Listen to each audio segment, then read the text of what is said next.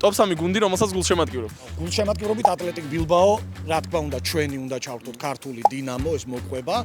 როგორ არის რანაირად ეს სხვა თემა, როგორ უჭირს, მაგრამ დინამო, ატლეტიკ ბილბაო და მესამე გულშემატკივრო. კაი არა, ბარსელონა. დღეს ბარსა, იმიტომ რომ ესპანეთის ნაკრების საბაზისო გუნდია. მორჩა, მე ესპანეთის ნაკრების კომაგივი. Top 3 მატჩი, რომელიც წაგიყვანია. მილანი, ემპოლი, ჭედლომ რო შეაგდო, ჩემთვის ეგა. ჩემი ხატია სამშობლო. ჩვენი ხატია სამშობლო. ჩვენი ხატია სამშობლო. ნეიმარმა რო იუვენტუს გაუკეთა. რო აბალახა ნეიმარმა. კიდევ ერთი მოთხრობა. ნეიმარი აბალახებს. გამოთვალეთ მინდვრის საფარი. გამბრაზა ვიცით მე მგონიძე. გარი ხარ, ბანდის მადლობა და მილანური დერბი რა.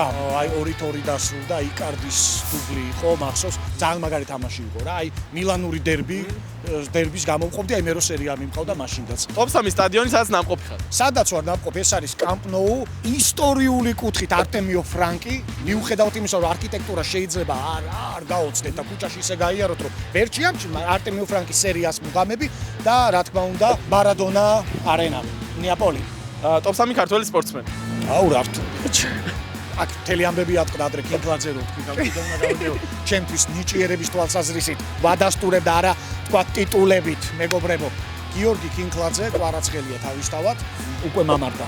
იმიტომ რომ ყოველთვის კრიზისი იყო მეკარეების რა და ეხლა სხვა სიმაღლეზე ავედი. ეს სამი. ეხლა ვიცი წამოვა ეს რატოა და ის რა. სამიო ხალხო, სამი. Top 3 სპორტული მომენტი შენს მეხსიერებაში. ყველაფერი შეგიძლიათ საქართველოს საბერძნეთიდან აიღოთ. დიმას ტირილი, კვეკვესკირის პენალტი და დასაწყისი ბურთის გაგორება, რომ წამოვიდა იქ.